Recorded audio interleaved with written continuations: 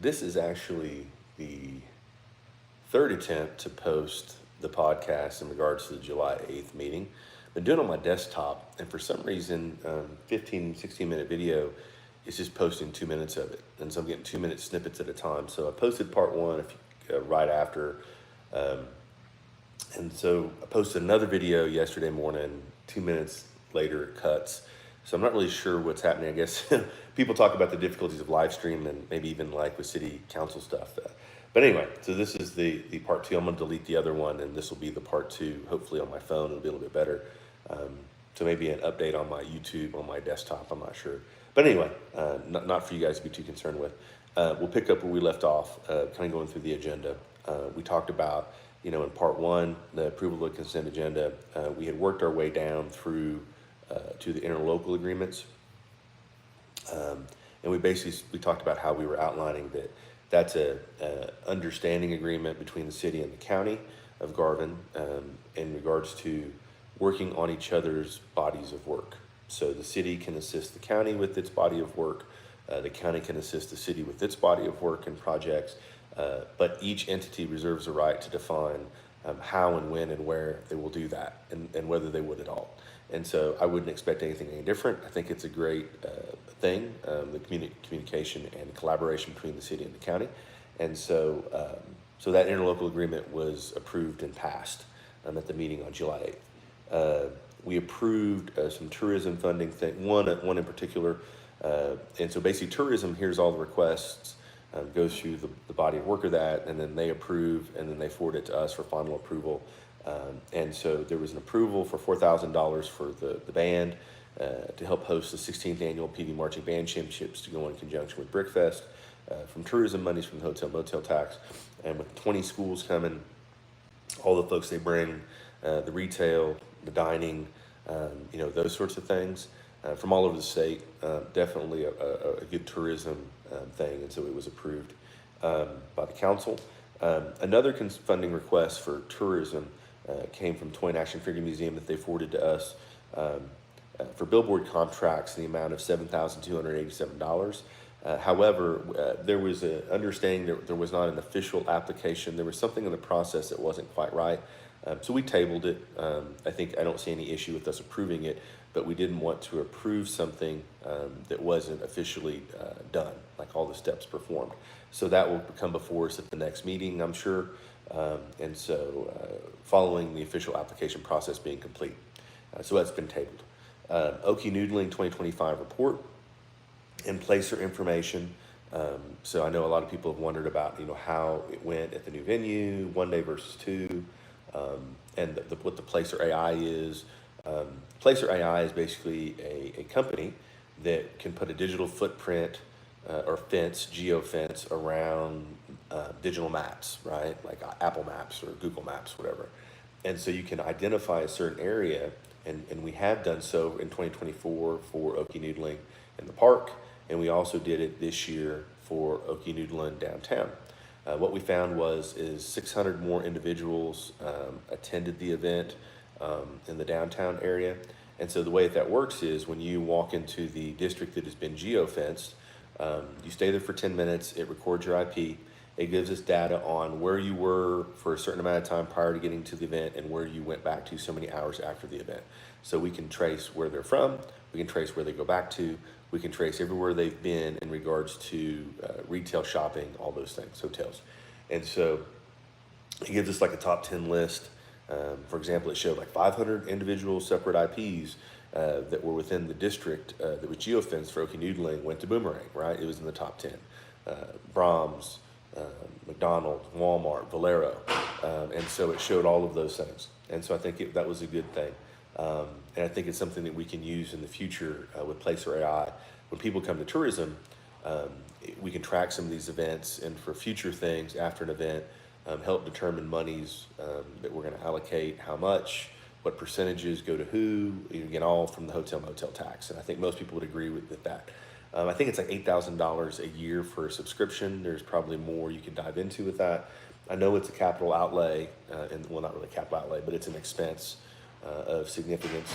And so from that perspective, don't take it lightly, but I think it could be really, really, really beneficial. Stephen Bratcher, the chairman of tourism, had shown this to me a few months ago during the election. I'm a big fan, and I think it's something that we should move forward with, and I would like to see that. And so I'd like to state that for the record. But within that, you look at like the overall budget line items for things for Oki Noodling. $131,000 was spent. $59,000 came in. We look at like tournament fees, vendor stuff. So $59,000 against the 131 leaves you about $71,000 short. And people would say, well, you can't lose money on X, Y, and Z. I don't disagree with that. There was $25,000 in sponsorships as an offset. However, I think that starting the sponsor process earlier would be helpful. Maybe. I mean, I'm not on that committee for Oki Noodling specifically, so no criticism.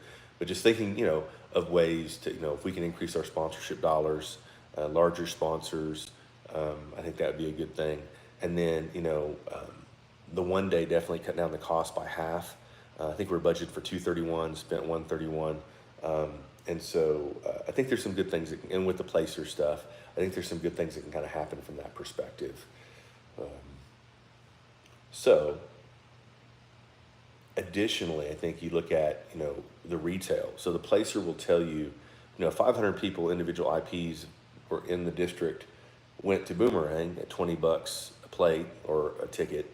That's $10,000, right? So pretty quickly you start looking at businesses, restaurants and things, sales tax, that $71,000 offset gets eaten up by some of the retail dollars. So again, we need to do surveys for businesses, like were you busier than normal? What did it impact you positively or negatively? And so surveys are planned to go out from our tourism director to both the participants, the vendors, the work crew, and then the businesses in town. So look for that. And so that was sort of the update on it. Eager to hear you guys' thoughts on it. There was consideration, the next line item of a loan from First United Bank. I think it was 59 months, 7% interest, $121,000. If I understood that correctly, I don't have my notes in front of me as I left them on the table at home, but that should be correct. For multiple mowers for the city, and that's for like the park, the cemetery, golf course, other areas.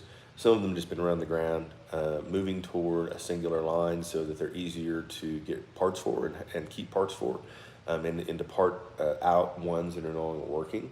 And then, I had some questions for the golf course related stuff. And so the greens mower and the roller, particularly the greens mower is refurbished, is something that's needed. In their current status, some of the things they're having to do has them out there at 3 a.m. so it doesn't interrupt golf play. But with the new setup will allow them to do things during work hours as opposed to, at 3 a.m. And so from that perspective, I think that'll be helpful. It's not a massive capital outlay as it could have been, maybe by half. And so I think it's probably a good investment, in that way. There's going to be a special meeting to discuss and review that today. And so just kind of being aware that's going on. And so I had talked to the department head out there at the golf course about that. And so, he was very, helpful in that. And this was budgeted. This was planned. But I just wanted to understand it further. And so again, I think $25K for the greens mower, which are normally much, much more expensive. And then, the other aspect is, the roller, which is I think about 17. And so those two things are necessary items out there for the golf course to operate. Greens are probably the most important, item to be addressed out there, maybe second to fairways. And me and him had a good conversation about irrigation of fairways and stuff too. So that's for a whole nother discussion. But again, I feel good about where we're at and some of those costs and would vote in the affirmative for that at the special meeting today.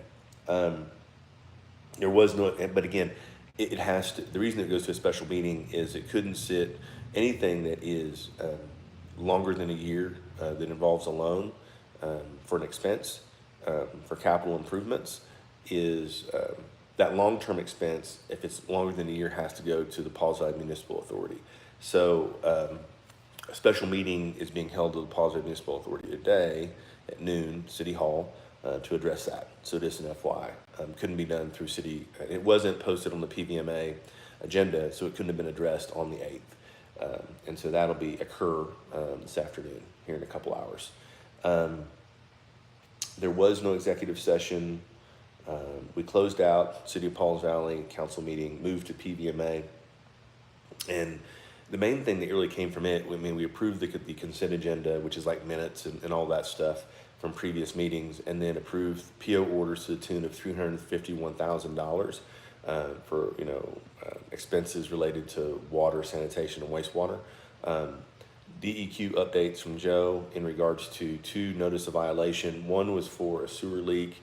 I need to track down the location because I'd like to go see it. I don't have that location yet, but it affected Rush Creek. So with the leak, it sounds like it has been repaired or is near clearing completion of repair. That was necessitated to be done by August 12th, so we'll be done well ahead of that. And then the second one was for the water plant. Water testing from April and May. 20 instances in April and 11 in May where the chlorine levels were too low. And so there's some changes that have occurred out there in the last 30 to 45 days to address some things, try and move things in a positive direction. And the stuff from April and May was prior to those changes. And so what's being done is obviously increasing chlorine levels. They're recycling the water towers to help address with that. I don't know that it specifically will stir up anything in regards to some of the brown water issues we've had. Interestingly, DEQ says that when your chlorine levels are low, that the smell and taste of chlorine is more present. I thought that was interesting. I got to research that. But that explains some of the things that people were experiencing or talking about even in April and May, because I remember seeing that in some of the feeds and discussions. So just good for you guys to sort of know that. But that is being remediated and addressed. And so again, I think knowing that, hey, chlorine, I smell chlorine, taste chlorine, I think, what our chlorine levels look like. And I think we're reporting accurate levels at this current time in June through July. So it's retro to what was happening in April and May. So just an FYI on that. And then I know the engineers and DEQ are working back and forth in regards to particularly wastewater and water plant for the things that they want us to sort of do there. And I'll keep you guys apprised. I think that we should have the final result of that sometime in August. That's what Joe had reported. So we'll see what becomes of that. There really wasn't anything else in regards to that with Pauls Valley Municipal Authority, so it was closed out. We opened up the ambulance district, and so basically the only thing we did with it was approval of payment of the ambulance service through Mercy to the tune of $181,000, so about $60,000 a month, and so that's basically all that occurred, and that was conclusion of the meeting. And hopefully this podcast goes through unadulterated from that perspective. And so hopefully longer than 2 minutes and 5 seconds. So we'll see, fingers crossed. I hope everybody stays blessed, stay humble, enjoy your Friday, and hope everyone has a great weekend. And I'll talk to you real soon.